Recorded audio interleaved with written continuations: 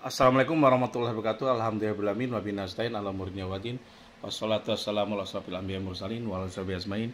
Assalatu wassalamu alayka ya sayyidi ya Rasulullah usbiyadi kulati latihan ini. Alhamdulillahillazi binikmati tatimus sholihat. Segala puji bagi Allah, dengan kenikmatannya menjadi semua sempurna semua amal kebaikan. Alhamdulillah ala kulli hal, segala puji bagi Allah atas segala kondisi. Alhamdulillah ala nikmatil Islam wal iman wa hijrah fi riba wa kafa bima binima. Jadi kenikmatan segala puji bagi Allah atas segala kondisi. Jadi semua kondisi kita nikmati aja sob. Sob, hari ini saya lega banget ya. Udah seminggu ini dan alhamdulillah Allah menyempurnakan semua kebaikan saya. Kebaikan dengan cara apa? Kenapa saya bahagia banget? Karena saya bisa menyelesaikan satu-satunya yang ganjalan yang sulit itu. Loh kok sulit banget? Iya. Padahal saya menghadapi sidang kalau saya menyelesaikan hutang riba saya di bank dan yang lainnya itu saya merasa biasa aja meskipun jalannya berat. Contoh saya masuk kalau gagal saya langsung ke pengadilan. Jadi kalau Anda yang mau gabung dengan RSC Riba Solution Center berbayar sob tapi tidak mahal gitu. Jadi kalau Anda kalau menggunakan jasa ketiga mungkin di luar sana di pengadilan minimal habis 30 sampai 50 juta. Belum termasuk fee-nya, belum termasuk yang lain-lainnya. Kadang-kadang ada yang habis 2-3 bulan sidang 200 juta, 300 juta karena tenaga ahli harus bayar, semua bayar gitu. Kalau di RSC tidak, kita hanya dampingi Anda sehingga Anda yang maju sendiri. Jadi ketika Anda bisa maju sendiri itu senang. Oke, saya nggak bahas itunya. Saya selama ini kenapa saya rega?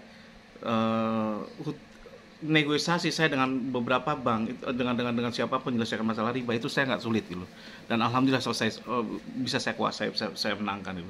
Dalam artian kemenangan ini bukan hanya menyelesaikan masalahnya, tapi meskipun kalah pun saya udah ikhlas gitu. Jadi intinya itu. Jadi saya minta, dan saya karena apa? Karena kepastiannya ada gitu. Tapi dalam artian gini loh, ada jalan keluarnya. Tapi kalau menyelesaikan hutang di pegadaian itu gagalnya maning-maning sob. Luar biasa. Saya pernah negosiasi nggak bisa tuh, susah sekali gitu. Paling yang bisa dihilangkan adalah di dendanya gitu. Kalau bunganya tetap jalan dan itu direndahkan gitu. Kalau di bank masih bisa gitu.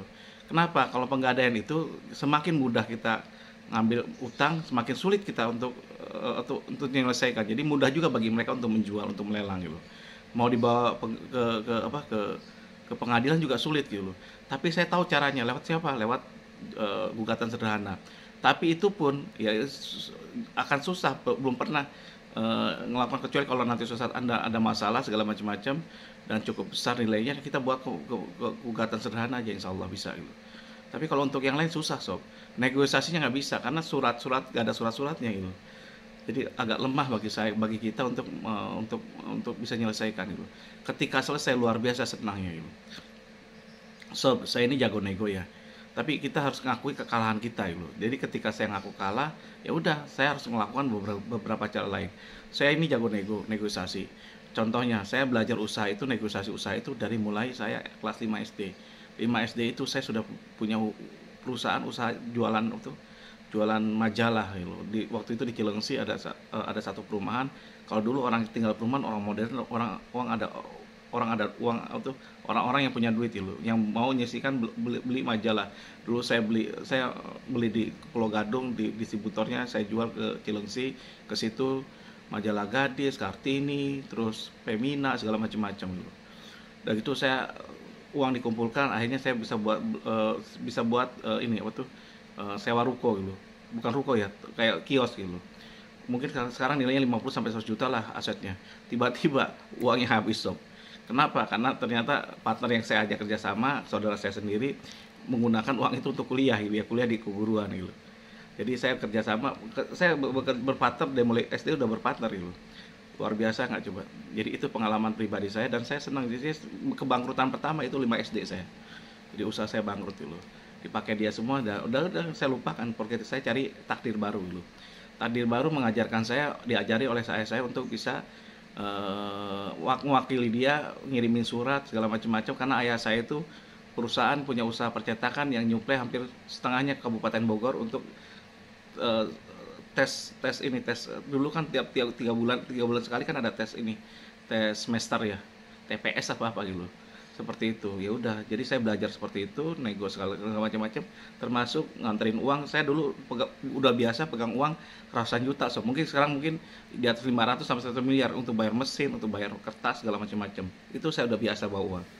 Jadi saya dari dulu akhirnya saya berpikir bahwa uang itu nggak segalanya, dan saya alhamdulillah dari mulai kecil tidak kekurangan uang. Bukan berarti saya keluarga mampu, meskipun iya gitu, tapi saya tidak pernah menjadikan uang itu menjadi segalanya bagi saya gitu. Jadi saya ada uang nggak ada uang, saya harus tetap bahagia, karena bahagian itu penting gitu.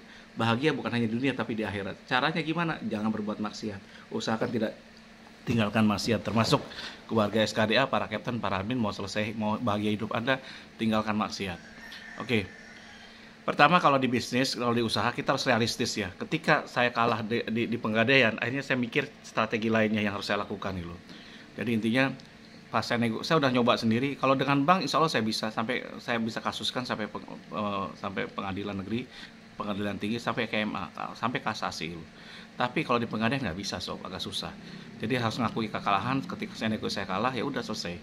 Jadi saya melakukan berbagai cara yang tadi itu. Menyelesaikannya gimana di penggadaian? Usahakan kalau ke depan nanti suatu saat jangan tiru cara saya mencari modal di penggadaian dulu. Jadi memang mudah masukin uangnya, dapetin uangnya ketika Anda taruh ini, udah gitu kita langsung ambil dulu. Tapi prakteknya kalau ketika modal kerja itu udah selesai, kita tidak lunasi gitu. Karena apa? Karena ada waktu. Mau lunasi sekarang masih tanggung 5 hari atau 10 hari lagi atau 15 hari lagi. Kalau nggak kena segala macam-macam gitu. Akhirnya apa? Akhirnya dikip lagi, diputerin lagi, akhirnya nggak kerasa. Tiba-tiba ada 10 sampai 15 tahun. Dan kalau saya hitung-hitung luar biasa. Tapi itu alhamdulillah Allah memberikan kemudahan bagi saya untuk menyelesaikan itu. Jadi beberapa teknik tadi saya jabarkan, bahwa salah satu tekniknya adalah kita menjual sebagian. Saya tuh ini tuh ya. Saya satu lagi, saya bisa aja, keluarga saya keluarga mampu banyak, dari mulai keluarga saya sendiri, dari orang tua keluarga saya, maupun dari ipar-ipar saya atau sahabat-sahabat yang lain. Tapi saya hindarkan untuk meminjam dulu. Jadi ketika ada masalah, apalagi utang itu utang riba, utang ini, saya tidak hentikan untuk meminjam. Jadi saya mintanya hanya pada Allah aja. Jadi saya pasrah hanya pada Allah, mintanya pada Allah. Itu udah saya lakukan udah 10 tahunan. Sampai saya tidak punya orang sales untuk keluar. Kenapa? Saya tidak pun mau minta pekerjaan ke orang lain. Biarkan orang itu datang ke saya. Jadi biarkan dunia itu datang dengan hina ke saya gitu, dengan penuh merunduk gitu. Jadi saya membantu mereka, bukan berarti saya minta pada manusia gitu. Itu saya lakukan, sob, dan terjadi. Ada tekniknya, nanti saya ajarkan ke kalian. Mungkin di YouTube saya yang lain pernah saya ajarkan. Salah satunya tempat yang harus tetap bagus. Gimana punya tempat, nanti saya ajarkan juga. Tapi sebenarnya intinya apa? Menjadi kaya itu mudah asal ada niatnya gitu. Kadang makanya saya di SKDA, di RSC apalagi sekarang ini, saya tidak mau berhubungan dengan orang yang miskin dan mental miskin, saya nggak mau. Karena apa? Saya kalau memang Anda belum kaya, Anda harus bermental kaya gitu, atau mau kaya gitu. Kalau mau kaya kan enak ya, saya bisa ajarkan gitu. Tapi kalau dikit-dikit nolak, dikit-dikit gimana, dikit-dikit susah, ya udah silahkan gitu. Toh saya tidak ada ruginya bagi Anda. Saya hanya ngomong toh aja ke kalian. Kalau kalian mau ngikutin, syukur, ya nggak apa-apa gitu. Mental kaya ini penting, sob. Oke. Salah satu teknik menyelesaikan, karena penggadaian itu paling sulit, paling nggak bisa. Saya founder SKD nggak mampu, sob. Hanya Allah. Dan akhirnya Allah memberikan cara ke saya. Caranya seperti ini. Jadi saya ketika anggaplah hutang Anda 10 juta gitu, segala macam-macam. Anda punya uang cuma 5 juta atau 3 juta. Datang ke penggadaian, kan berarti nilai realnya kan bukan 10 juta lagi, sebenarnya 12 juta atau 13 juta gitu. Datang penggadaian dengan uang 3 juta tadi, mungkin alhamdulillah Anda akan dapat perhiasan, tuker aja. Jadi kalau itu syaratnya dengan perhiasan, beberapa perhiasan ya. Ngomong dulu ke istri Anda, pahamkan bahwa riba ini luar biasa. Lebih baik uang ini kita save gitu, supaya kita berkah gitu. Dan ketika istri kita setuju untuk dijual, ya udah nggak apa-apa. Jadi kita datang ke penggadaian dengan 3 juta tadi, mungkin kita dapat uang sekitar 4 juta atau 5 juta gitu. Dapat 5 juta kan masih kurang tuh. Ini kita tuh cicilan kita, nggak apa-apa, keluarkan dulu ininya setengahnya, dapat 5 juta. 5 juta tadi datang lagi ke toko emas lagi, jual lagi. Dapat lagi berapa? Dapat mungkin 6 juta atau 7 juta. Nah, itu berarti udah lunas gitu. Sisanya 2 juta itu milik kita, dan kita mulai dari kecil dulu untuk menghadapi itu. Atau kalau ada teknik lainnya adalah apa? Dengan cara meminjam gitu. Nah, karena saya tidak mau minjam, saya tidak lakukan itu. Jadi kalau saya tuh tidak mau nunduk minta kepada manusia, saya berusaha untuk minta pada Allah gitu. Jadi seperti itu. Dan di SKD atau di RSC saya penerima manfaat terakhir. Meskipun kalau Anda boleh diskusi dengan saya, boleh konsultasi nggak apa-apa. Tapi yang Anda bayar pada bayar dengan wakaf. Gitu. Buat saya bukan. Gitu. Buat siapa? Buat Anda, buat orang-orang yang nggak mampu juga. Saya mau diriin bank wakaf itu modalnya gitu. Saya akan jual ilmu saya, segala pengalaman, segala macam saya akan bantu. Tapi Anda juga harus keluar uang. Kan Anda punya aset, punya gimana. Dan saya tidak mau Anda hanya minta tok gitu. Karena sistem pertama kita adalah memberi gitu, saling memberi gitu. Saya berikan ilmu, Anda berikan wakaf gitu. Jadi dan untuk gaji para admin ya, admin kan harus digaji juga gitu. Oke, saya balik lagi. Teknik kedua adalah meminjam. Jadi minjam ke saudara, kalau 1 juta ada 5 orang 5 juta, udah gitu habis meminjam, bawa keluarga satu datang ke Pegadaian, selesaikanlah di Pegadaian, bayar 5 juta, mungkin dapat 6 juta 7 juta, kita jual perhiasan itu, dan jual balik lagi ke situ. Jadi dengan hanya 3 juta atau 5 juta bisa selesai semua, baik dengan minjam atau dengan cara yang tadi. Jadi itu tekniknya.